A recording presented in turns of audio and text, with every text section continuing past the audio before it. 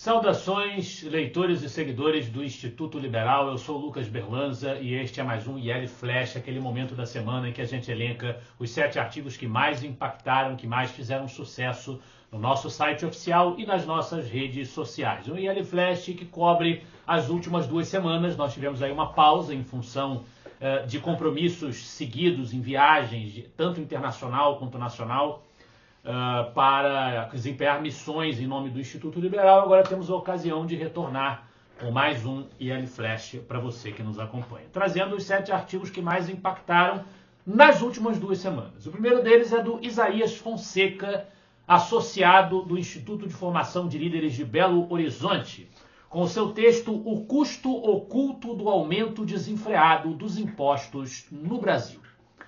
O texto discute as consequências do aumento desenfreado de impostos, que é a grande política desempenhada aí pelo governo Lula, pelo ministro Haddad, né? O custo, né, que o aumento desenfreado de impostos exerce sobre a vida em sociedade. E este custo não se resume a uma questão econômica, é a análise que faz o Isaías, é uma questão de liberdade. Cada imposto que se soma ao conjunto tributário reduz a capacidade do cidadão de escolher por ele mesmo o uso que fará da riqueza que ele produz, da riqueza que ele gera, de investir, de empreender, de sonhar. E aí o texto diz que o custo oculto da tributação excessiva é o enfraquecimento da autonomia individual, a fuga de talentos. Vão buscar lugares em que eles sejam menos extorquidos, em que se extraia menos recurso do seu bolso, né, da sua possibilidade, capacidade criativa. O desânimo produtivo e a perda de competitividade. Um Estado que vive de sugar o que os cidadãos produzem acaba matando a fonte da própria arrecadação. Em última instância, o verdadeiro progresso não nasce de mais impostos, mas de mais liberdade.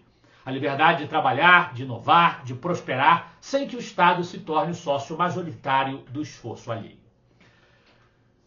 Quem teve na política uma liderança alinhada com o princípio de você cobrar menos impostos, de você libertar as forças produtivas, foi a primeira-ministra britânica Margaret Thatcher, que completou recentemente aí o seu centenário, né? O nascimento dela completou 100 anos, embora ela já não esteja mais entre nós, mas a sua mensagem e a sua liderança exerceram impactos profundos. E é sobre esse impacto de Margaret Thatcher o artigo do Rainer Zitelmann, O Significado Histórico de Margaret Thatcher. O texto, na verdade, é uma coletânea, acompanhada de uma breve explicação do Rainer, mas é uma coletânea de citações de outras pessoas, de especialistas, intelectuais do mundo inteiro, sobre a importância de Margaret Thatcher, o que ela representou para a história da política, do pensamento político na Inglaterra, na Europa e no mundo. Então, é um grande apanhado de análise sobre a representatividade desta personagem tão importante. Na sequência, nós temos um texto de minha autoria, A Guerra que o Brasil não declarou. Se Margaret Thatcher tinha coragem, peito, de enfrentar os sindicatos, de enfrentar as forças que mantinham o Reino Unido submetido ao atraso, falta coragem, falta peito no Brasil, as nossas lideranças, para lidar com o cenário do domínio do crime organizado, o verdadeiro terrorismo sobre territórios inteiros, com direito a responder à ação na repressão policial com drones que lançam bombas. O que nos mostra com clareza que nós estamos diante de um problema muito maior do que apenas um crime normal que possa ser enfrentado pelo Código Penal através de um confronto, um enfrentamento policial normal. Nós precisamos reconhecer que, ao contrário do que reza a lenda, nós não estamos diante de um problema convencional de segurança pública.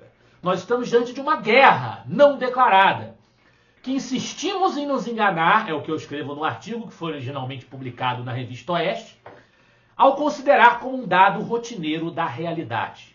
Estamos diante de um poder que se impôs sobre parcelas expressivas do espaço nacional e que consegue desafiar o Estado brasileiro. Está mais do que na hora, portanto, de declarar essa guerra, que por isso mesmo depende de ação federal e, por que não, de cooperação internacional. Se no Brasil nós estamos diante desse cenário de drama, a Argentina respira aliviada com as vitórias do partido, da força política de Javier Milei nas eleições parlamentares. E nós temos aí um artigo do Isaías Fonseca, novamente, a importância da força de Javier Milei para o Brasil. O texto repercute qual é o impacto positivo que tem para o nosso país o sucesso do presidente da Argentina com reformas privatistas liberalizantes. O impacto é a repercussão que pode gerar no imaginário brasileiro, né? Ele fortalece movimentos intelectuais que defendem a responsabilidade fiscal, a redução da carga tributária e o respeito ao empreendedorismo. Então é muito importante que haja esse desenvolvimento bem sucedido do Javier Milei, que é um exemplo de políticas liberais dando certo na nossa querida América Latina. Da América Latina, vamos dar uma passada na Inglaterra com o texto do Gabriel Wilhelms. O escândalo da BBC demonstra por que a imprensa é incapaz de arbitrar a verdade. O texto dá conta de que um memorando interno da BBC News, elaborado por Michael Prescott para o Conselho de Diretrizes e Padrões Editoriais da BBC, teve seu conteúdo divulgado pelo também britânico Daily Telegraph. No documento constam episódios significativos de parcialidade e manipulação da verdade.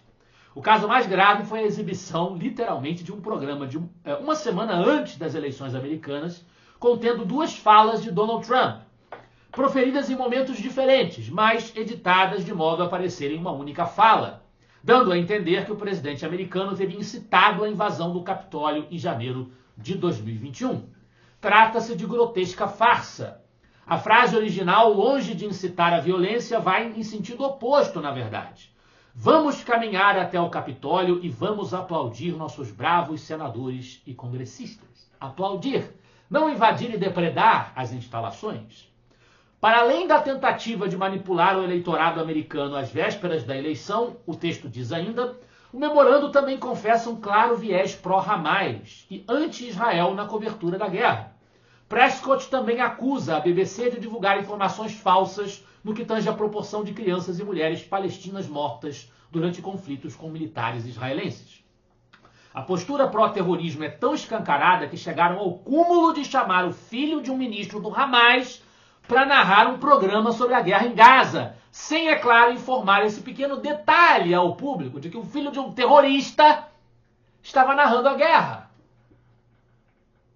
Então, é um artigo que desnuda o absurdo.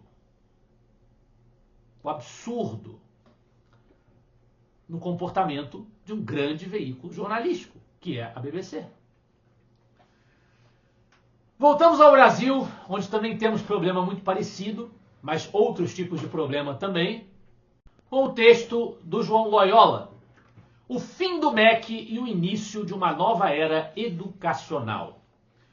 O Ministério da Educação é uma ideia centralizadora, oriunda ali de Francisco Campos, Gustavo Capanema, os grandes líderes da época de Getúlio Vargas, que eles deixaram de base de herança para o pensamento brasileiro, focando ali na centralização, na burocratização excessiva no centro, como o caminho para a educação prosperar.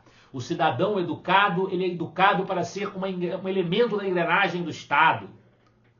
Essa concepção estado-novista do regime do Estado Novo de Getúlio Vargas permaneceu conosco até hoje.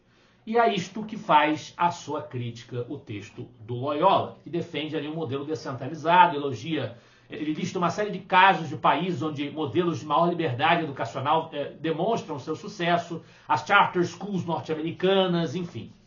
E na liderança do Yale Flash de hoje, mais um desabafo do nosso colunista professor Alex Pipkin entre a lucidez e o delírio ideológico.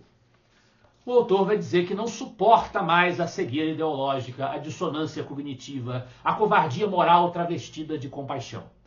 Não dá mais para ver jovens e adultos pela idade cronológica manipulados por uma ideologia que promete liberdade enquanto aprisiona mentes. Repetem como papagaios o enganador, você pode ser quem quiser. Mas o que são? Rebanhos que acreditam que o fracasso é virtude e o sucesso pecado. Esse foi o nosso IL Flash de hoje. Eu espero que vocês gostem dos artigos e dos debates proporcionados pelo Instituto Liberal. Semana que vem estaremos de volta. Afinal de contas, para nós, você é a parte mais importante da sociedade. Até a próxima.